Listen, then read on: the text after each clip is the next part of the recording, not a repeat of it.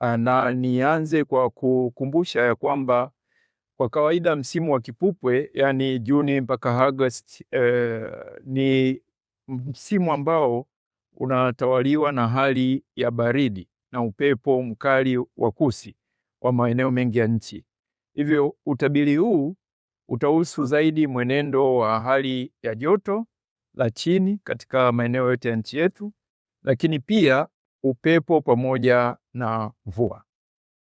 Na kwa ujumla tunachokiona ni kwamba maeneo ya ukanda wa Ziwa Victoria kwa maana ya mikoa ya Kagera, Geita, Shinyanga, Simiyu pamoja na Mara na Mwanza, ikijumuisha pia maeneo ya ukanda wa Magharibi kwa maana ya mikoa ya Kigoma, Tabora pamoja na Katavi, lakini pia nyanda za juu kusini Magharibi kwa maana ya mikoa ya Songwe, Mbeya, Njombe, Iringa pamoja na kusini mwa mkoa wa Morogoro pamoja na mkoa wa kusini kwa maana ya Ruvuma.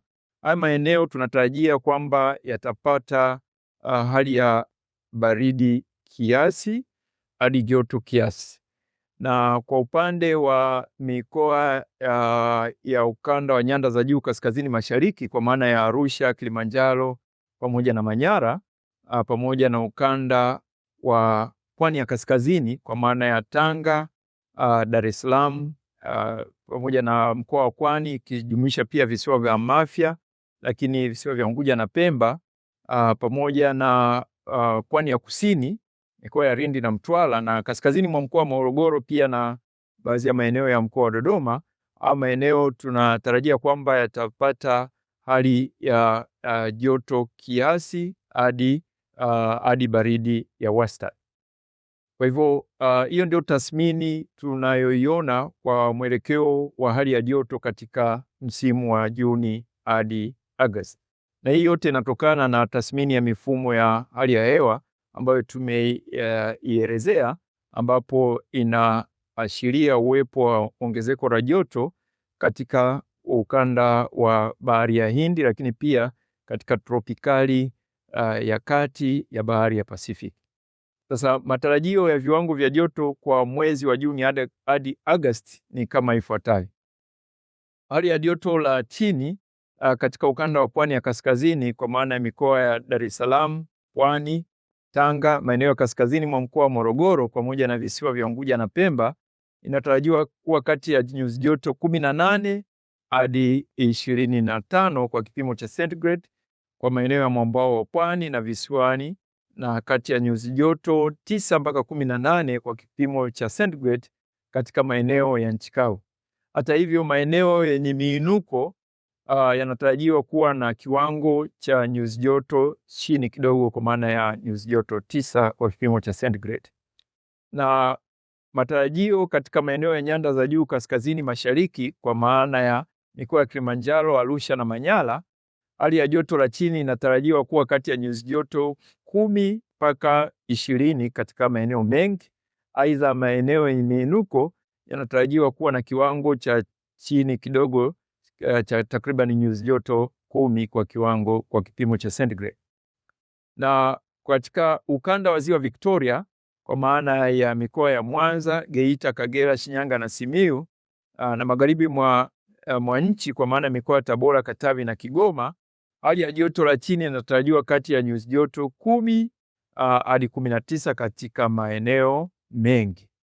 Na kanda ya kati kwa maana ya mikoa ya Singida na Dodoma tunatarajia kwamba joto litakuwa kati ya nyuzi joto 10 mpaka 20 kwa kipimo cha centigrade, ili hali nyanda za juu kusini magharibi mikoa ya Rukwa, Mbeya, Songwe, Iringa, Njombe pamoja na maeneo ya kusini mwa mkoa wa Morogoro tunatarajia kwamba joto litakuwa kati ya nyuzi joto 6 na hadi 21 kwa kipimo cha centigrade. Aidha, katika maeneo yenye miinuko tunatarajia kuwa kiwango cha joto kitakuwa chini zaidi kwa maana chini ya nyuzi joto 6 kwa kipimo cha centigrade.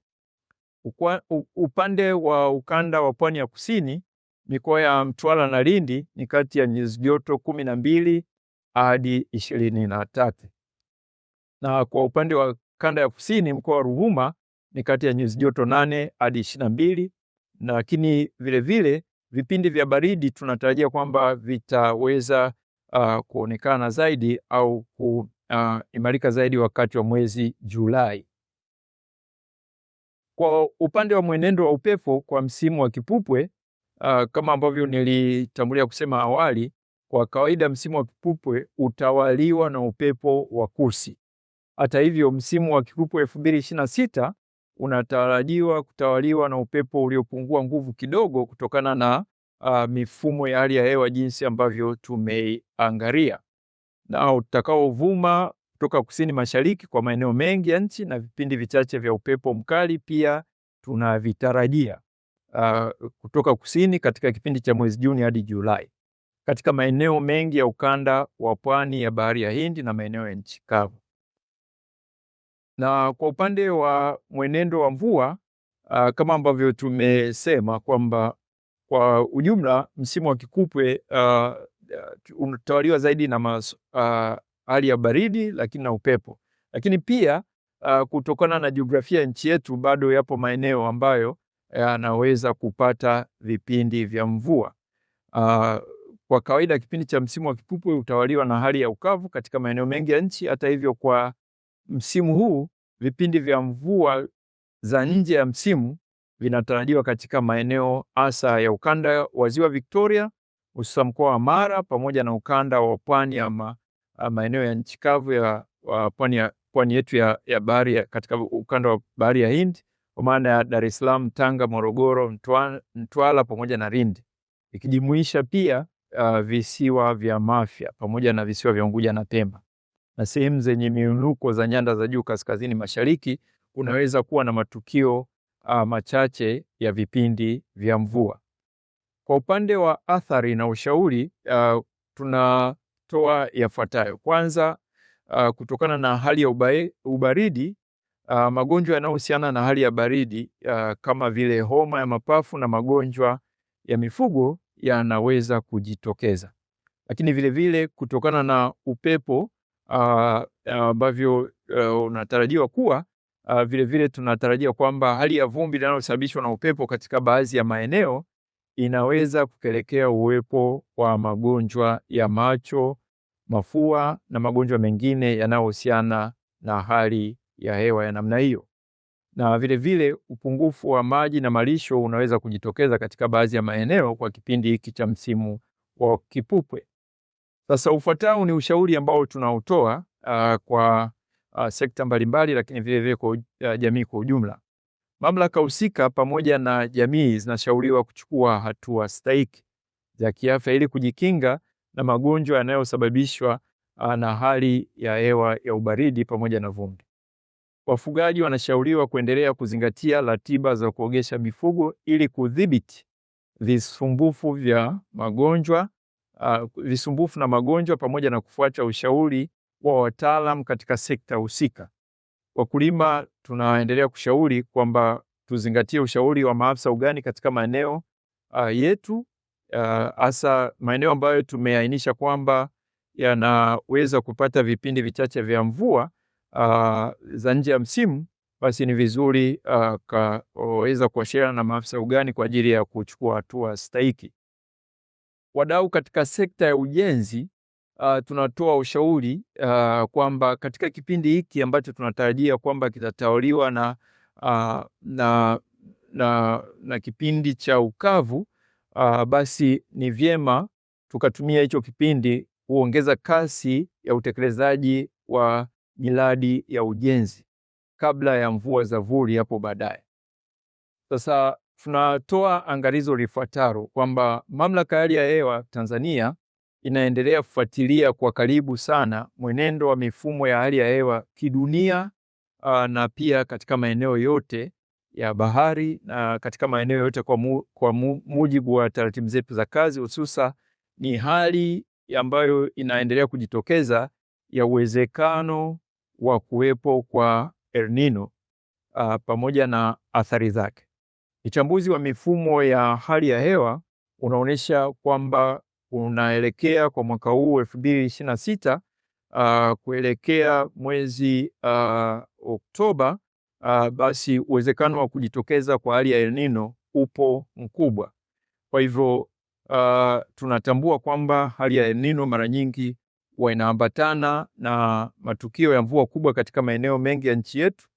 Kwa hivyo tunatoa ili angalizo, lakini kwa ujumla mamlaka ya hali ya hewa tunaendelea kufuatilia mwenendo wa mifumo yote ya hali ya hewa kwa ukaribu sana, na hata hii uwezekano wa kutokea kwa El Nino tunaendelea kufuatilia kwa ukaribu sana masaa 24, na tutaendelea kutoa taarifa kadri ambavyo tunaona inahitajika kwa mujibu wa taratibu zetu za kazi. Itoshe tu kusema kwamba msimu wetu wa kipupwe unatarajiwa kuwa na ongezeko kidogo la joto kuliko kawaida kwa joto la chini, na kuelekea sasa mwisho wa msimu wa kipupwe tunatarajia kwamba uwezekano wa kutokea kwa El Nino utaendelea kuimarika, na hivyo tutatoa taarifa wakati huo kadri ambavyo itahitajika.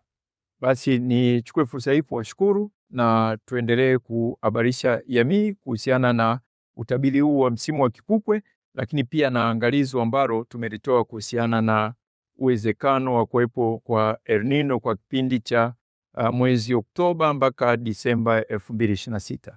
Asanteni sana kwa kunisikiliza.